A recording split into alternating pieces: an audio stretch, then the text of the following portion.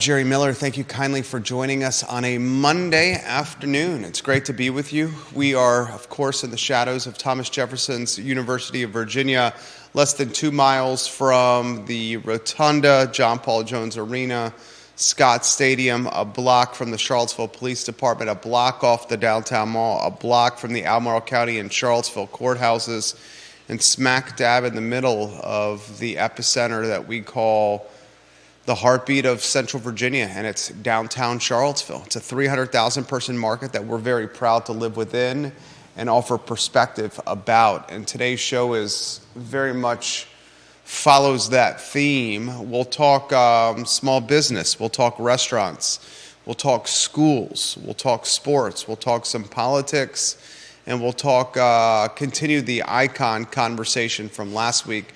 On Friday, it was iconic restaurants. Today, maybe a look at some of the iconic businesses in the Central Virginia marketplace. Judah wants to pontificate on public schools needing support. That support has doubled, and we'll unpack that on today's program. I want to talk the shoplifting story. It's unfortunate, but it's no secret that we are throttled and strained when it comes to our police departments and the resources they have to police Albemarle, Charlottesville, and across Central Virginia. And it's no secret, Charlottesville, for example, has indicated there are certain offenses or crimes that are not going to really amount to a police officer arriving on the scene. And it's going to rely on citizens or those who had the offense committed against them reporting it to the police department, probably in an online capacity, and then the police department following up days, if not weeks later. And one of those circumstances is shoplifting. And as a result, we've seen shoplifting inch up, and by inch up, I mean considerably increase within this marketplace to the point where small business owners are speaking out. They're speaking out to whoever will listen, whether it's this show, whether it's some of the media outlets like CBS 19, who did a coverage story over the weekend. And I want to utilize our platform to highlight not just the fact that this is happening, but what can be done about it. The unfortunate circumstances in 2024 in the Commonwealth of Virginia, if you're shoplifting and you do not surpass the $1,000 threshold, really, you're in misdemeanor range. It's 1,000 or more is a felony. So criminals have gotten clever and they've gotten strategic, and they've kept their shoplifting efforts under a certain threshold to make sure they fly under the radar of law enforcement. Still, if you're a small business owner and if you've been hit multiple times a month to the tune of $600, $700, $800, $900, $975, $999, if it's still under 1,000, it's not a felony. You are on the brink of collapse, and you are on the cusp of closing your doors, and that's what's happening today. Not only are internet sales and big box retailers cannibalizing and eroding and crushing the small retailer, but shoplifting is crushing the small retail owner as well. Judah, we'll weave you in on a two-shot. I want to talk not just the trend that we all know that's going on, targeted shoplifting, group shoplifting, individual shoplifting, but I want to talk about how it can be potentially prevented moving forward. Is it a future that involves retail space with very little items on the floor? Is it a future that involves retail space with just one item of each offering on the floor, a model or display? And that model or display is an opportunity for the shopper to get their hands on something, and then the remaining items that match that display or model are kept or stored or warehoused behind a wall or behind the scenes of said retail outlet. Perhaps that's the case. Cameras aren't doing it anymore. The noisemakers or the security sensors that are at the doors when someone rushes through the entrance or the exit with shoplifted items in hand are not doing it anymore. We've all seen the hand-picked associate that's guarding the door for the respective storefront. Those associates or those gatekeepers rarely prevent any shoplifting at all. Many not in the best of shape. So if it required a foot race, no one's going to catch the quote unquote sneaky shoplifter. So what do you do? How do you fix this? How many more death by 1,000 cuts can our retailers endure at a time when the internet and big box retailers are already having an effect on their bottom line? Mm-hmm. Well, I'm not sure how effective the cops would be in any case in these situations. It's not like, it would be nice, I guess, to recover some of the items if possible, but barring the police hiring a lot more people than they have, and I think they've been doing a good job in filling in their numbers, but really, I don't know that any police department has the manpower to go searching after every single shoplifter that steals something.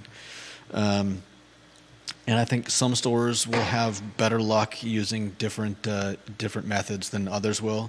Obviously, we've seen at least one place in the downtown mall that's now hiring has regular people at the door.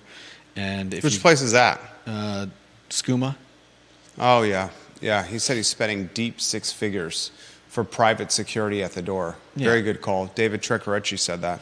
Not everybody, obviously, not every store is going to be able to afford that. And as you said, they're not all going. When they do, if they can, they're not necessarily going to get top-notch security. They may be getting, someone like you said that would have a hard time chasing down, somebody that's nimble and on the run with who's not carrying $1,000 worth of clothing on a rack. Obviously, is this the pivot that needs to happen in 2024? Like we saw so much pivoting happening post-pandemic. The word pivot became so cliche, it became the word of the year during COVID. I think it was like year 2022 or 2023. Pivot was the word of the year. Is this just a byproduct of change in our world, change that's seen to office space becoming more of a hybrid setting, change with restaurants becoming less about dining and more about takeout and efficient takeout at that, change around how folks are going about entertainment and experiences and drinking and spending their dollars? That's a good question. It seems the shoplifting has become much more prolific post-COVID than it was pre-COVID. And we openly have police departments saying, look, we can't police this. You can report it online to us, and we'll try to do an investigation later when we have the time to do it. But we're more focused on crimes of more impactful scale. And anything under $1,000 is almost going to be forgotten. So what are you going to do if you're the small retailer? Do you just completely revitalize your footprint and just have displays and one display alone and the rest of your inventory behind lock and key in a storage portion of the storefront where folks can't get to it? Is your store now going to be display with the encouragement of getting people to order your goods or your SKUs or your widgets online so you can mail it to them? And if you then go down that road, don't you just become yet another online retailer trying to compete with Amazon, Target, and Walmart? And are you probably going to end up losing that battle? The Chamber of Commerce issues its retail sales report. Neil Williamson kind enough to pass that along to us. And the Chamber of Commerce says, look, our retailers, it's good, but it's not great. Chamber CEO Rebecca Ivan said, while as a region, the retail sector continues to expand, the details of the 2023 retail report indicate immediate challenges for our retail core. Economic development efforts should continue to be focused on this critical job-producing business sector, end quote. Straight up saying vulnerability here, Judah. Mm-hmm. Yeah. I think punishment is one of the best ways to start prevention. If if you do more to punish people to get caught, Who's punishing? Who's doing the punishing? I mean, that would be the courts, right? All right, that's not going to happen. We just indicated that the police don't have the manpower to do the investigation. That doesn't mean that they don't ever catch anyone.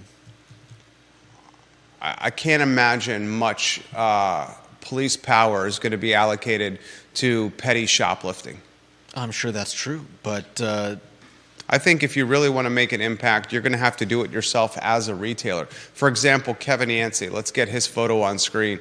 We'll go to the I Love CVille viewer listener power rankings, ilovecville.com/viewer rankings. Kevin Yancey, number 11 in the polls. He goes, here's an idea, buzz people in and buzz people out. Walmart is starting to do this. You buzz people into the store and you buzz people out. You see this at high-end jewelers. High-end jewelers have a buzz or a doorbell system to let people in and out, and they manage the amount of people in a jewelry store. I don't think putting this on the police is a realistic scenario. I think that's a great idea. I don't think the police have the power, have the influence, have the manpower, have the time to do this. I also think that, and friends of the program, Jim Hingley and Joe Plantania, have explored a criminal justice reform, where it's less about punishment and jail time and more about rehabilitation. So I don't think punishment is actual reality here. Well, then the $1,000 amount is irrelevant. I think the $1,000 amount is irrelevant. I think if shoplifters surpass $1,000, you'll see much more police influence and involvement. Are you sure? Yeah. I think if you're surpassing $1,000 and you're getting to the category of felony, you're going to get police involvement at a greater scale than at a misdemeanor level. I think that $1,000 threshold is significant, but I think what's happening is criminals are keeping it below the felonious threshold. Right. And that's still crushing the small retailer. I love his buzz in and buzz out idea. Mm-hmm. I love the idea of limiting the inventory that's on the floor. I love the idea of training staff to be more vocal and communicative and consider their positioning while standing on the floor, perhaps closer to exits and entryways, to manage the perception or to give the look of enhanced safety or gatekeeping. Mm-hmm. I like the concept that you see at an Apple store or a Best Buy store, where if you steal the displays, you're stealing something that cannot work when it's out of a certain radius or away from the store from a certain amount of feet or yards. If you're stealing some of those iPhones or the computers that are in Best Buy, you can utilize them while in Best Buy. But if you take them off Best Buy grounds, once they get out the door and away from the store by a certain amount of feet or yards, they completely turn off. It's like stealing money from a bank that has one of those ink explosion devices in it that shoots colored ink all over your hands and bodies to indicate that the money is stolen. If you're the retailer, you're going to have to get creative on your own, because I don't think it's really going to be the police or the courts that are going to make an impact in preventing this. Let's go to Maria Marshall Barnes. Maria Marshall Barnes is watching the program. She's a key member of the family. She is ranked 33 in the polls. You got her photo on screen? She says, I would imagine self-checkout has contributed to the increase in shoplifting. 100%. Great call, Maria Marshall Barnes.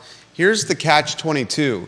The retailer does not have the profit margin or the model built into their business model, the margin built into their business model to hire people to keep the inventory in check. So they're encouraging self-checkout, which is further shrinking their margin because more people are stealing as they're entrusted with paying for things or not paying for things as they're leaving in a store, especially at a time when the dollar doesn't stretch as far as it used to and folks are desperate. Jason Howard watching the program. He works in retail. I won't say where, but I know he works in retail. He is a key member of this family as well. Jason Howard is number 26 in the family. He says, if the county won't punish, that just means the customers pay for the price for the theft. Higher prices, shorter hours, more things locked up, and the business owner who can only raise prices so much before the consumer goes elsewhere. Bingo. It's going to trickle down. It's going to 100% trickle down regardless. We will pay for it regardless. Bill McChesney watching the program. He says this, his photo on screen, Judah Wickhauer. Bill McChesney is number 15 in the polls. He goes, when a large group hits a store, there may be no one that steals over $1,000. He says you will notice in most retail there are more locked cases in areas like cosmetics that require a store associate assistance to get the product off the shelf. He says, I believe it was in Minneapolis, Minnesota, that a Walmart burned after George Floyd's death. Walmart rebuilt it because the neighborhood asked them to, since they have closed it because it is unsustainable due to theft. Multiple retail stores have closed in San Francisco, also as an example, where they literally have said, retail stores in San Francisco, we don't want anything to do with this. We're closing down. Stephanie Wells Rhodes watching the program. Her photo on screen, please, sir. Stephanie is number 18 in the family, she says, and the thief has to get out the door before it's considered shoplifting. 100%. That's another point. It's another point. You can put the stuff in your pockets, in your purses, in your backpack, down your pants, in your sweater, but until you're outside the storefront, you're just carrying it around the store getting ready for checkout. Yeah. Another thing, what happened to the Good Samaritan that the average Joe or average Sally customer that says, hey, you're not supposed to do that. Hey, you're stealing. Draws attention to what's happening. Now let's just pull out your phone and put it on TikTok or Instagram. Sometimes. I'm sure there are some people that do that. I think it also depends on the store. Are folks less willing to be vigilant? What's the word? I wouldn't call it vigilantes. You don't think folks are less willing? No, I wouldn't call ratting on someone stealing, shoplifting from a store. Keeping someone from getting out, insisting that they empty their pockets, that's not the definition of that? Maybe tackling someone, but I think in most cases, people in a store would be more likely to let an employee know than go full tackle on someone who they don't even know, who they don't necessarily know is, I don't know. I think it depends too. I think people are probably less likely to get in the way of someone in a Walmart than, say, a place here on the downtown mall where it's mostly smaller businesses that. You think people are less likely to prevent shoplifting in a Walmart than they are at a Joan Fenton or a Lynn Goldman or a Rock, Paper, Scissors? 100%. Walk me through that.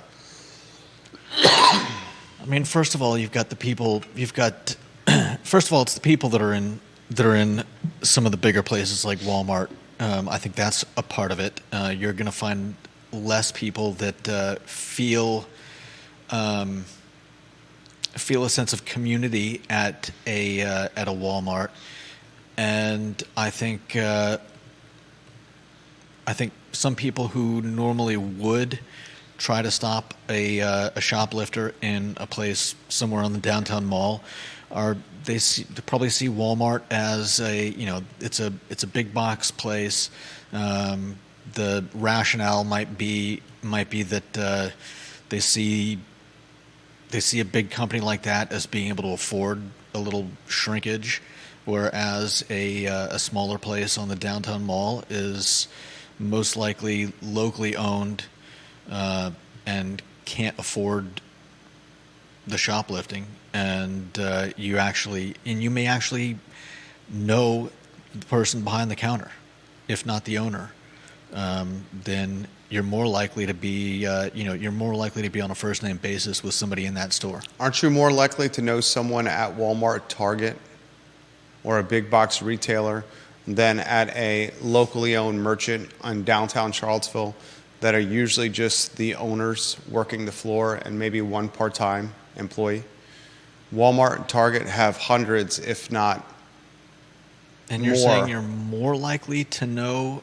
I think you're way more likely to know a staffer at a Walmart, at a Lowe's, at a Target than you are at a merchant on the downtown mall that has just the owners and maybe one part-timer working there. Yeah, but that means that every time you go into that store, you're likely to see the same people. How often is someone going to a locally owned merchant on the downtown mall for shopping versus going into a Walmart, Lowe's, or Target where they're probably going on a weekly basis? You think? You don't think that people are shopping at Walmart, Target, and Lowe's at a higher percentage than they are one of the artisan merchants on the mall that are more expensive? Some of them are. I think it depends.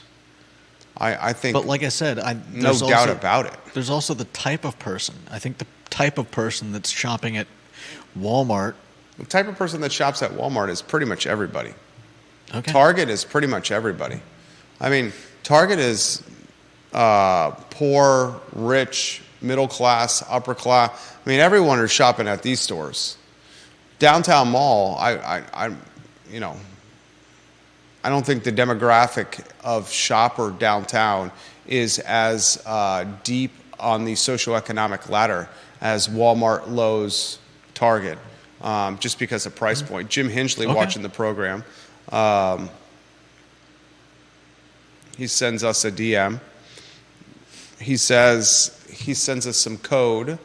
Concealing or taking possession of merchandise, altering price tags, transferring goods from one container to another, counseling, etc., another in performance of such acts, whoever without authority with the intention of converting goods or merchandise to his own or another's use without having paid the full purchase price thereof, or of defrauding the owner of the value of the goods or merchandise. The code says when the value of the goods or merchandise involved in the offense is less than $1,000, they shall be guilty of petty larceny, and when the value of the goods or merchandise involved in the offense is $1,000 or more, they shall be guilty of grand larceny. That's from Virginia Code. We appreciate you sending that to us, Mr. Hingley. He also sends us a text. Oh, that's the text on the Virginia Code. We appreciate that. The $1,000 threshold is high. $1,000 in theft, $975 in theft a month for many of the retailers in Charlottesville or Albemarle County. If that happens every month, once a month, twice a month, those retailers are going to be out of business. They are not going to be able to afford that kind of theft. And a lot of folks may not realize this. The retailers often have a payment method called dating, where they're being fronted the merchandise. Here's a little history lesson. A lot of people may not know this. I was an investor in a sunglass store on Old Ivy Road in the University Shops, the University Shopping Center, where the Papa John's is located, where the tennis shop is located, where Tokyo Rose is located. This sunglass shop was in operation for less than 2 years. My partner and I, David Varell, who was the owner of the Dippin' Dots franchise, he and I invested in this. We each put up like $15,000 or $16,000 each, and we opened a sunglass business in the University Shopping Center about 18 months to 24 months before the 2008-2009 economic crisis. And we sold high-end sunglasses like Versace, Dolce & Gabbana, Oakley, Ray-Ban, Maui Jim, just to name a few. And we had some experience, running this business and some success out of the gate, and then the economy crashed. And when the economy crashed, disposable income went with it. And when disposable income went with it, people didn't want to spend $300 or $400 for sunglasses. The reason I bring this up, the model for that particular The payment structure for that particular model from vendors is you got your inventory fronted to you, and you had anywhere from 60 to 90 days to pay the bill on the inventory you got. So if you got $5,000 worth of inventory on March 1, you were paying the bill on that $5,000 in inventory on March, April, like sometime at the end of May or June. And the idea was the sunglass vendor that sold you, the wholesaler that sold you the sunglasses, would give you 60 to 90 days to sell through this inventory to pay them back. And you were often keystoning, which was costs times 2, your price point. So if you got something for 100, you sold it for 2. At high-end sunglasses, the margin's even greater. If you got something for 100, you would sell it for $250, sometimes $300. So if you were able to turn through your inventory, 5,000 could easily become 10 or 15,000 fairly quickly. You could pay then in 30, 60, 90 days the cost of the sunglasses. You can pay your employees, you can pay your rent, and you have a nice little chunk left over. And we did that for a while before the economy crashed. But here's the point I'm making. If you're a small business owner and you're getting this inventory fronted to you, and that inventory is then stolen from you, you're still paying your wholesaler 60 to 90 days, and you don't have something that you can sell to cover the bill. And if that happens to you, that's how you go out of business really, really, really, really, really quickly. In our particular model with the high-end sunglasses, with luxury sunglasses, we had them all behind a display case with lock and key. Not all retailers are doing that. Sarah Hill Buchensky watching the program. Judah, if you can get her photo on screen. SHB is 23 in the family. She says, I think a big box store is less personal, so people don't equate it with stealing from a person like a small mom and pop shop. That's the point Judah was making there. Carly Wagner watching the program. She is 3 in the family. She said, as a mom, when I'm shopping and I'm with my kids, I would never, ever, ever say something to a criminal if I saw them stealing. Merchandise is not worth my kids or my life and my safety. A lot of moms, I talk about this with my wife all the time.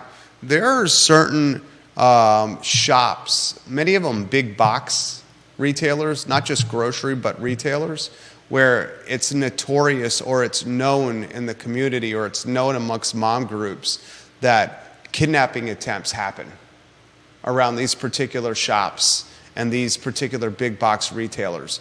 That moms always have to be very vigilant when it comes to their children and people trying to snatch them from shopping carts or from car seats or as they're walking down aisles. You'll see that on the moms groups on social media. Be careful, this is what happened. Terrifying. Carol Thorpe watching the program.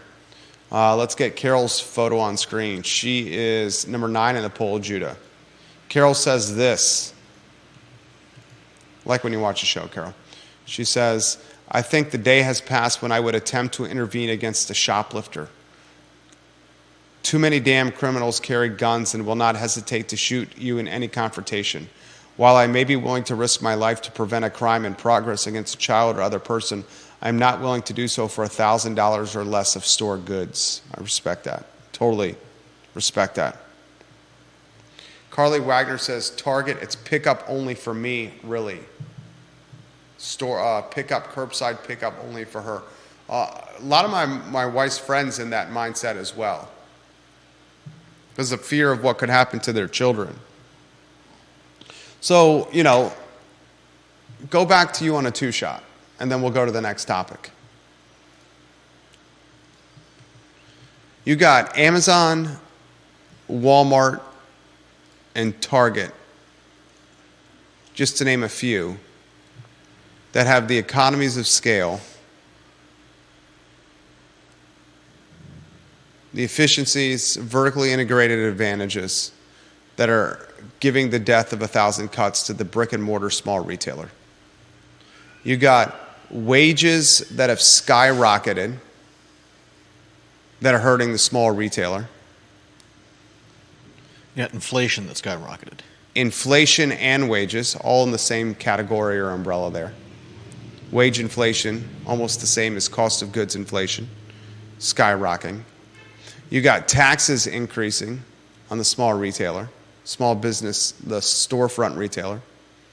You got coordinated shoplifting efforts, the death of 1,000 cuts with the small retailer. You have credit card debt and student loan debt hurting the small retailer. And you have basically customer wages, their earning potential, not keeping up with cost of living, hurting the small retailer. All these are colliding at exactly the same time and are changing the landscape of how we go about shopping in 2024 and beyond. And remember, as boomers pass and as Gen Zers and Gen Alphas become the new shopping norm, they're much more accustomed to utilizing phones and the internet to shop as opposed to in-person experiences. As a result, if you're the small retailer and you're not doing an about face with your business model, you're in a tough position. A very tough position.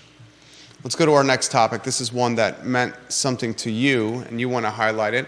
So I will play the role of number 2. You're playing the role of number 1 on Virginia public schools needing support at clips that are nearly double what they may have been. Well, I think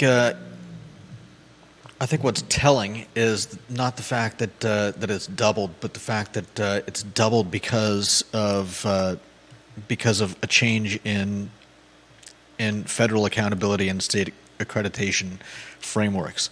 They're basically changing the way they're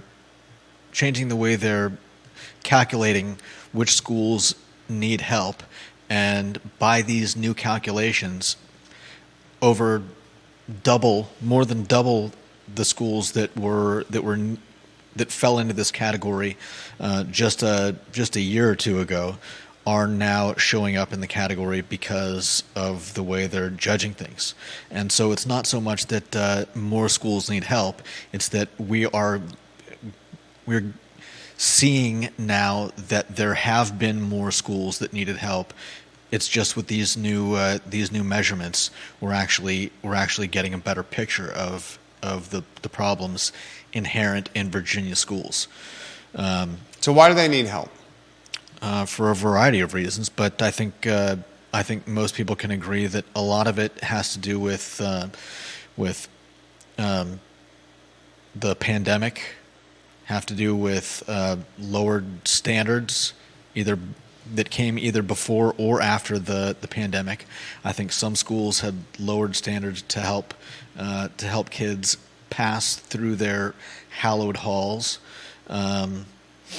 And I think there were also some lowered standards following the pandemic to help kids get through, knowing that they'd missed something in the insanity that was the pandemic, and students not being in school and probably not getting the support that they hopefully would have been getting going to an actual school. And then I think one of the added measures was chronic absenteeism, which looks like it increased to 17% of all students in 22-23 from a 9% pre-pandemic level in 2018 to 2019. So almost 2x. Yeah, but I don't think that was even. I don't think absenteeism or chronic absenteeism was even a part of the measure before they made these changes. So again, while the numbers have increased, it's also something that they're actually looking at in terms of what schools need help, and so I think it's a good thing that they're changing the metric by which these schools are figured into. I believe it's the ESSA, Every Student Succeeds Act. What happens if enrollment drops? What happens if enrollment drops? I don't know if enrollment would figure into whether or not a school needs help. Is it funding tied to enrollment? That may. So if enrollment drops, won't funding fall? it may fall under that particular. I don't think that's a part of the ESSA. Public school enrollment seems to be falling while private school and homeschooling enrollment seems to be upticking. Does that mean less money in the pot for the public school? Probably. If where they're getting their money is based on how many students, then yeah, I would imagine that would affect how much money they get. But that wouldn't necessarily take them off of the list of schools that need support based on ESSA.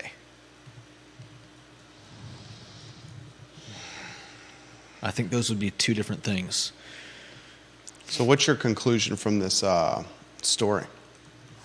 My conclusion is it's a good thing that we are, I think, widening the net to get a better look at what schools actually need help, because obviously I care less about the schools and more about the students.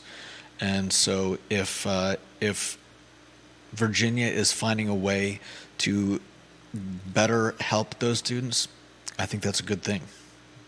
Yeah, I think it's a good thing too. How would you characterize your level of concern for public schooling right now versus what it was pre-COVID? Let's see. I think I would need more information, but I think it's clear by this that there are probably a lot of schools that have not been getting the help that they needed. If the number of schools identified has risen from 112 to 247, I mean that's a massive jump. That's a massive jump, and I don't think it's all due to things that have happened in the last year or two. I think, as I've said, that they're widening the spotlight, and they're actually finding more schools that need help, and hopefully they'll find a way to get it to them so that the students in those schools are, getting the schooling that they need. Hopefully, finding a way to curb chronic absenteeism. Yeah, that's a nightmare. And Carol Thorpe says, Judah, isn't ESSA just No Child Left Behind 2.0?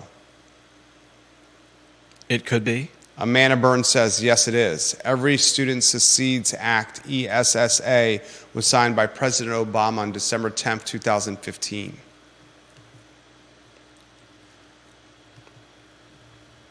Okay. Anything else you want to add? No.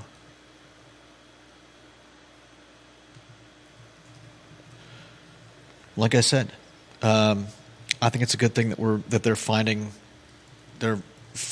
the means to help these kids, and that's the important thing. I like it. Appreciate your topic right there, Judah Whitcower. Carly Wagner says, teach fewer kids, need fewer dollars. I believe just 10 years ago, Albemarle was spending just under $10K per student. Now they are just under $20K per student, next year's school budget. And this is instructional budget, excluding capital budget for building new schools. So funding has virtually doubled in the past decade, and performance has tanked. Performance has left a lot to be desired, that's for certain. That's a good point. I don't know how many schools that applies to, but it's definitely something that needs to be looked at. I don't think it changes the fact that there are schools out there that have students that really need help. And you're right. Throwing more money at it might not always be the solution. That's a great point.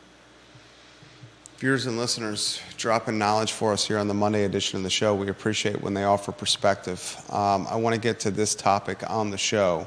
And before I do, I want to highlight a couple more comments from the previous one that is resonating with me. This one from Jason Howard that I want to get to. He says, Jason, I'm going to find your comment in 1 second. I thought it was a good one. There's a lot of comments on our lead topic. Kroger at Rio Shopping Center closes one door at 10 p.m. and now has a security guard all day. We did not have these measures in place pre-COVID, and they were a 24-hour store then. Grayson from right around the corner says, your first topic was very interesting, Jerry. I've also noticed what you notice on the food line on 5th Street, where armed security guards are starting to be more prevalent at small businesses around this community, and it's not just grocery stores. Yeah. I noticed one on Market Street here at the place next to the soul food joint from time to time. Amanda Burns says, all-in funds, $418 million in funding, address tutoring, literacy, and chronic absenteeism. Carly Wagner says she's got a serious question here. How are we going to address chronic absenteeism? And yes, I did hear about the jail renovation Zoom call. Unfortunately, the jail renovation Zoom call was interrupted by someone on Zoom. How do I characterize this? I don't think there's any easy way to characterize it. Self-pleasuring themselves. Literally someone on a jail renovation Zoom call, a Q&A on the jail renovation hosted by the jail's superintendent, Martin Coomer. Mm-hmm. While he hosted the in-person portion of the Q&A, he also included a hybrid or Zoom portion of the Q&A. And while he opened up the Zoom portion of the Q&A to those in the community, someone got on the Q&A and was caught self-pleasuring themselves in full Monty, in the full Monty. We've now, in the last, handful of months, seen City Council turn off Zoom commenting during City Council meetings, and now this. It is a king of the sickos world we live in, 2024. A king of the sickos world we live in. Here's a serious question. How will more funds address chronic absenteeism? It's a great question. Yeah, I don't know that more funds necessarily will. And are those funds a waste of money if absenteeism has doubled? If we've 2x the amount of kids who are choosing to play hooky, yet we're going to allocate more money to schooling, is that not a catch-22? There's less kids in the school because they're playing hooky, but more money going to the school. I don't know that more money for individual schools is the right answer. I know that hopefully they're figuring out the best ways to spend this money, and it's not just giving more to the schools. I think obviously they need to figure some things out, and one of those is getting kids to stay in school, or Is the answer school choice? I've always thought that was a good thing to have in place. Is school choice the answer? Viewers and listeners. I think it's definitely a benefit for some families.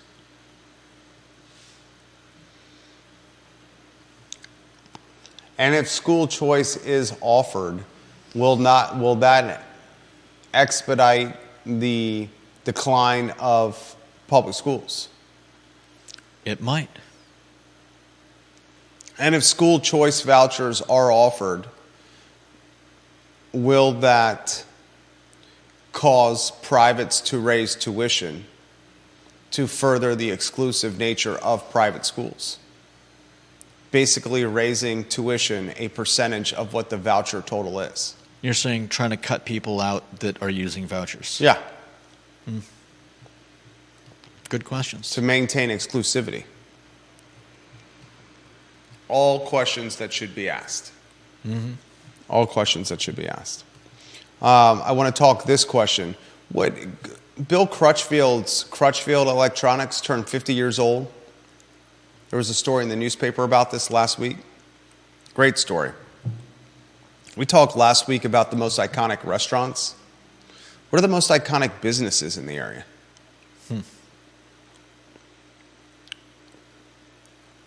I mean, Crutchfield's probably on that list, but I doubt it's atop the list. Most iconic businesses in the area. Ragged Mountain Running Shop's on that list. Is it atop the list? Probably not, unless you're a runner. Lynn Goldman Elements is on that list. Is it atop the list? Would you put it on there? Just because it's on the downtown mall? Lynn Goldman used to be in Barracks Road Shopping Center. Lynn Goldman Elements moved from Barracks Road to the downtown mall. Not the first place on the downtown mall. I think it's a fairly subjective question. I mean, I think most people would agree that if you put the most visible ones... I don't think it's subjective. I think it's tied to longevity and years in operation. Mincer's. Mincer's on that list, right? Look how long Mincer's has been around.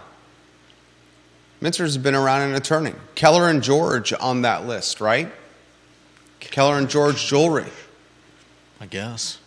Who would be some of your iconic business suggestions? I'd definitely say the Paramount. Paramount, okay. I'll give you the Paramount. How about any of the Tiger Fuels? Iconic. Tiger Fuel been around forever. Or would you not quantify them as iconic? I mean, that's a tough one. I mean, you could literally put every business in Charlottesville in there, right? I don't think so. No? You're saying you can put a business that opened last year is on the iconic list? I mean, yeah, at some point you're going to... So we're saying I Love CVille's iconic. It's been around 16 years. That's on the iconic list? I think it's got to have much more longevity than that. I mean, it's got to be a generational business, does it not? Well, then I think you need to set the parameters rather than just saying what's the most iconic. Logan Wells Claylo says New Dominion Bookstore should be on there. Yeah, as should Daedalus. I'm sure what? Daedalus Bookstore. Yeah. Sandy McAdams. Right around the corner from us. Yep. That should be on there. Now owned by Jackson Landers. Judah has... Catherine Lochner wants us to define iconic. I define iconic by withstanding the test of time and being able to withstand multiple shifts in consumer and customer behavior. Like, Downtown Athletic Store was an iconic business. Is Downtown Athletic Store an iconic business now? Probably not. Because it didn't withstand the penetration of big box athletic and big box retail online. Mm-hmm. How do you say it? Daedalus? Yeah. It's withstood it. New Dominion's withstood it. Yep. Ragged Mountain Running Shop. Ragged Mountain Running Shop during the pandemic was delivering shoes to people's homes. Yeah. Literally delivering people's shoes to their homes. Ragged Mountain Running Shop has withstood big box competition by training its staff to see which shoe best fits your foot, by having customers walk or run in the store to see how their bridge or their archway, or if they go toe first or heel first. They test the shoes out for you based on you walking. That's called training. Dick's doesn't do that. Mm-hmm. Mincer's. Mincer's has withstood the test of time by changing its inventory in a very quick, real-time fashion. And also, speaking of shoplifting and keeping things safe, Mincer's prevents theft on its UVA corner location by having so much staff in the store that you literally are being watched constantly by someone from Mincer's staff. It overstaffs, which prevents theft and shoplifting. Catherine Lochner says, C&O or Richmond Railroad, Greyhound bus line. Iconic. Yep. Carly says iconic is different than sustainable or longevity. It has more to do with uniqueness, recognition, timelessness, innovation. Yeah. So who would you characterize? I mean, like I said, it's... What were your exact examples, specific examples? My big one was the Paramount. But by iconic, iconic to me means easily recognizable. And so, like I said, I would it's the places that have big signs, the places that have big. But isn't that branding? And less iconic? Yeah, but branding is an extremely large part of being iconic. So you would say then by that, Ragged Mountain Running Shop is not iconic? I would say Ragged Mountain Running is not iconic to me because, A, it's tucked back on is it on Elliewood? Elliewood, yeah. And how many people go there? A boatload of people go there. People that want running shoes, runners. Running and walking shoes. I've never been there. I've also never been inside Mincer's. But you don't run or walk. And you're not a UVA sports fan. Do you run? Occasionally. No. Well, and you've admitted you haven't. When's the last time you've been to a UVA sporting event? I couldn't tell you. Right. Been probably, over 15 years. My point being, if those places are hidden away from sight, then it's kind of hard for them to be iconic. I wouldn't say Mincer's is hidden away from sight. I don't necessarily mean Mincer's. Mincer's is one of the most recognizable businesses on the UVA corner. Yeah. I would say probably the most recognizable business on the UVA corner is Mincer's because of its, to your point, sign. So it's very iconic. Ragged Mountain Running Shop, I would say, is the definition of iconic with how it's able to Carly's point, be unique and innovative and withstand the test of time. She says unique recognition, timelessness, and innovation. Ragged Mountain Running Shop, its contribution to society, philanthropic. Ragged Mountain Running Shop, birthing iconic races through the shop itself. The women's 4-miler, the 10-miler. These are almost national holidays in Charlottesville, the women's 4-miler in particular. Charlottesville's Ragged Mountain Running Shop birthing these races. I would say that makes the running shop iconic. Carol Thorpe says the men's and boys shop. How about Trent Thurston's Eljo's and Miles Thurston's Eljo's? Is that iconic? Ooh, Bill McChesney says Eljo's. Kevin Yancey says API Service Center, CNR Auto, and Wrights are iconic. Sounds like a story waiting to happen for Judah B. Wickhauer over here. What, iconic? Iconic businesses. That's a horrible story. Why is that a horrible story? Because we've already named like 20 places. You're saying we could go on forever. The 10 best spots for ribs is more significant than iconic businesses? I'm saying it's easier to do because I eventually run out of rib places to find on Google. Just because you won't run out doesn't make it a bad story. You could do iconic tied to age. I mean, you did the oldest restaurants in Charlottesville. Why wouldn't you do the most iconic businesses? It's basically the same thing. Okay. Oldest restaurants and iconic businesses are virtually the same topic. Okay. Thomas watching the program right now. He says, I like the discussion on iconic businesses, and I think withstanding the test of time is your most crucial component for an iconic business. How can one be iconic if it is short-lived? That's fair. That's fair. But that also doesn't mean that some place can't become iconic quickly just because they haven't been around long. I think that's fair, too. I think Marie Bett has become iconic, even though Marie Bett has not been around that long. I'd say it's been around a fair amount of time, but yeah, it has definitely. How long do you think Marie Bett's been around? I'd say at least close to 10 years, if not more. Oh, I think it's been definitely around more than 10 years. Let's see here. If I put the over-under at 15 years, would you take the over or under? I'd take the under. On 15? Oh, where is it at? I'm not going to find this on the fly. Can you find it on the fly? I don't know. But I would say they've become iconic. Oh, definitely. See if you can find when they first opened. Marie Bett Cafe grand opening. I'm Googling that. You find it, let me know. Mm-hmm. We've been around 16 years. Yeah. I love CVille. Catherine Lochner says less than 10 years. I say no way, Jose, Catherine Lochner. No way, Jose. Carly Wagner guessed 12 years. Could be 12. I'm going to say closer to 15. We've been around 16. We'll see if we can find it. Bill McChesney says the boar's head is iconic. Bodo's, Foods of All Nations. We wanted to go non-restaurant, non-food and beverage with this discussion. I'll offer some commentary on Virginia. You see if you can get me the Brie bet number, and then we'll close with the ribs, okay? Virginia basketball got humiliated on national TV by the Duke Blue Devils on Saturday. The game started ugly, and it ended ugly. There was no point in the Virginia loss to Duke in Cameron Indoor that Virginia was not outclassed.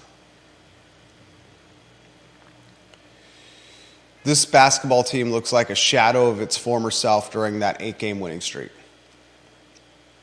And with Georgia Tech on the docket this coming Saturday, if UVA doesn't win this game, it's going to be on the outside of the tournament looking in, going into the ACC tourney. Virginia must beat the Yellow Jackets on Saturday in the John Paul Jones Arena. And Virginia, to be really secure with its spot in the NCAA tournament, probably has to win one basketball game in the ACC tournament. You got a jump shooting team that looks like it's completely lost its confidence in its jump shot. I want to reiterate what I just said. Virginia basketball is a jump shooting team that has lost confidence in its jump shot. Andrew Rohde, I saw him airball a free throw. For the large portion of the first half against Duke, Virginia couldn't throw the ball into the ocean.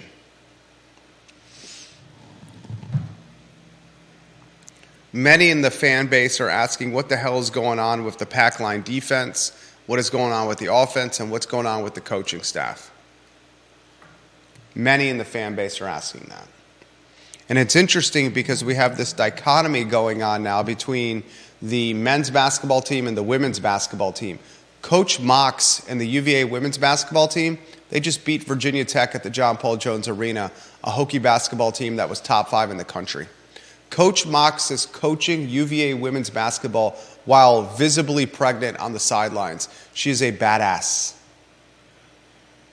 UVA women's basketball has a handful of players on their roster from the Charlottesville area. A handful of players, including a star point guard and a star front court player. UVA the men's team has completely forgotten about its 30-mile, 40-mile radius around Charlottesville for recruiting players. Is the NIL and the transfer portal the antithesis of what the pack line defense and Coach Bennett's program stands for? A pack line defense that takes years to learn and a program that takes years to understand. Today's college basketball is what have you done for me lately, transfer in and transfer out on a yearly basis, almost as if it was free agency. A lot of people asking these questions. Despite the struggles and despite the limitations, Virginia finds itself still, as of this point, in the NCAA tournament, and still, as of this point, one of the best basketball teams in the Atlantic Coast Conference. You want to look at the standings in the ACC, and you want to go by stats and numbers and records, and you got a men's basketball team that is still pretty darn good. Beth Dunlop Marcus sending me a link. Oh, you're amazing, Beth Marcus, of when Marie Bet was started. They opened at the end of 2014. You have that for confirmation? Yeah. So 10 years, not even 10 years. Catherine Lochner, you were right. Mm-hmm. So I would say they'd be iconic. Yeah. Despite not being alive a decade. Yeah, definitely. Virginia is third in the ACC right now. They're 21-9 and 12-7 in ACC play. Catherine Lochner, you were right. James Watson says Virginia women's basketball is my favorite, and he's been to nearly every home Sunday game. The future is beyond.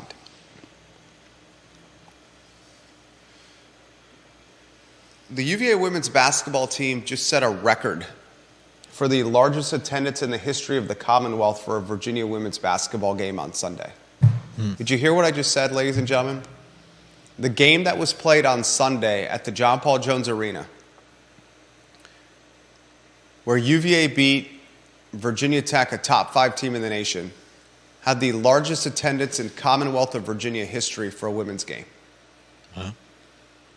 I can't describe or put in perspective the dichotomy between the two programs better than I just did over the last 5 or 7 minutes. It's a tale of two different programs.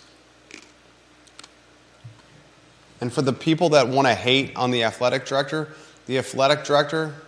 Carla Williams, hired Coach Mox. And Coach Mox is a baller. Coaching on the sidelines, visibly pregnant, badass. Anything you want to close with? Oh, you did a story on ribs. Yeah. Go to ilovecville.com right now, ilovecville.com. Judah, was it 10 places for finger-licking good ribs? Oh, yeah. Which one stood out to you, or which one do you want to highlight the most? And I'll pick one that stood out to me. Do you have any photos you can put on screen? Yeah. Let them know what photos you're putting on screen if you could too, please, sir. Let's see. We can close with finger-licking good ribs. We love Sean. Just a few doors down. Sean Jenkins. Yeah, owner of Soul Food Joint. He's got some amazing food there. Is his photo on screen? No. His photo? Soul Food Joint, the photo for his ribs. Let me see. All right, let's just go down the list. Would that be easiest for you? If you want. Let's get the Maya restaurant photo on screen. All right. While the ribs is Maya on screen, and you got to add Maya Just restaurant to that about. header there. What's that? You got to add the word restaurant to that header under by Maya. Okay. While these ribs were prepared by Christian Kelly, who's a friend of the program, Christian Kelly's son, Will Kelly, fantastic squash player. Christian is now the executive chef and owner at Dooner's Restaurant, but these ribs were prepared while he was the co-owner of Maya Restaurant in Midtown. Maya is amazing. The ribs at Maya are amazing, and Maya continues to be one of my favorite restaurants in town. ilovecville.com/CVille ribs for a list of 10 places to consider. Ace Biscuit and Barbecue has amazing ribs. Put those on screen if you could. Let us know when those are on screen. They are on Ace Biscuit and Barbecue ribs on screen right there. Man, those look good.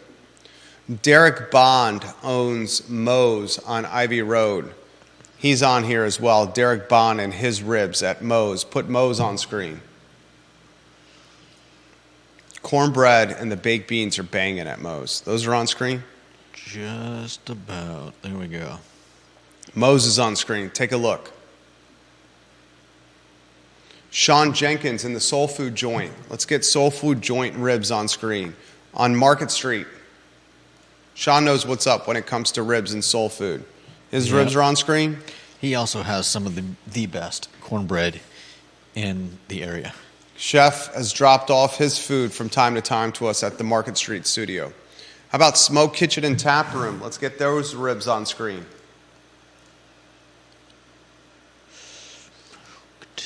There it is.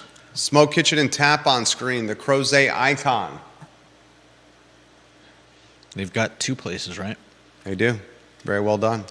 Let's get the Whiskey Jar ribs on screen. The late Wilson Ritchie.